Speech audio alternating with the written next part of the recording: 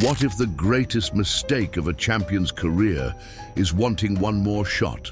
Canelo Alvarez is chasing ghosts. After nearly 2 decades at the top, the Mexican icon is reportedly in serious talks for a rematch with Terence Crawford, set for 2026. But why?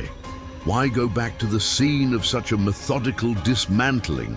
Canelo believes his elbow injury cost him the first fight. He's convinced that, with a fully healed arm, history can be rewritten. But the boxing world isn't buying it. What he sees as unfinished business, others call a suicide mission. Promoter Hearn, a man known for hyping up even the most outrageous bouts, has broken ranks with a chilling reality check. According to him, Canelo's own team knew Crawford's movement and timing were a nightmare matchup even before the first bell.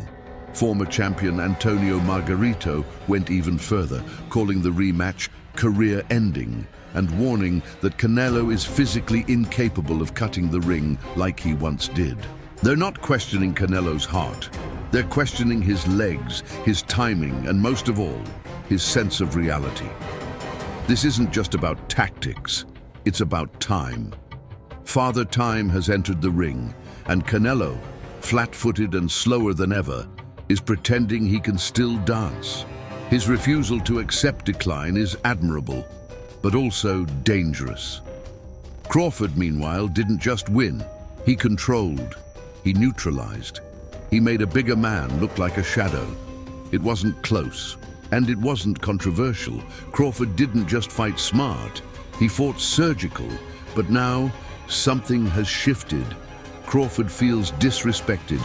Instead of being celebrated for one of the most masterful performances of the decade, he's hearing excuses, injury, age, ring rust, and that's dangerous, because if the first fight was about proving a point, what if this time? Crawford isn't just looking to win. The first fight wasn't a battle, it was a lesson. Crawford didn't just beat Canelo, he decoded him. From round 1, he made the Mexican legend chase shadows. His footwork, angles, and switch hitting left Canelo frozen. This wasn't brute strength versus brute strength. It was data versus instinct. Crawford downloaded every movement, read every reaction, and dismantled Canelo with surgical precision.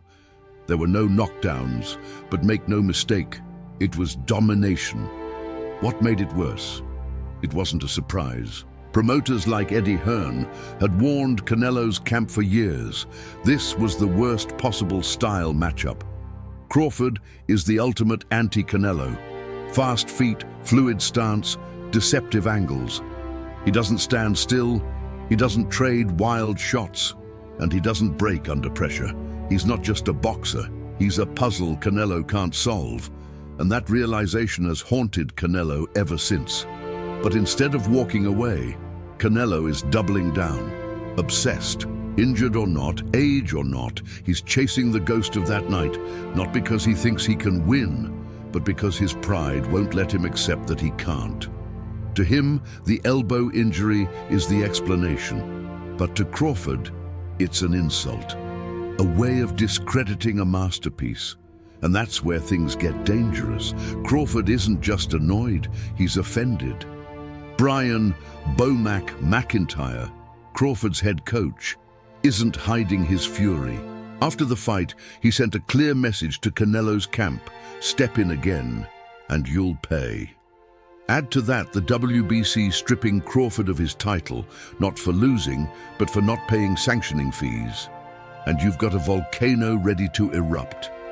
Crawford isn't just fighting for legacy anymore. He's fighting with anger, with a score to settle, with a message to send.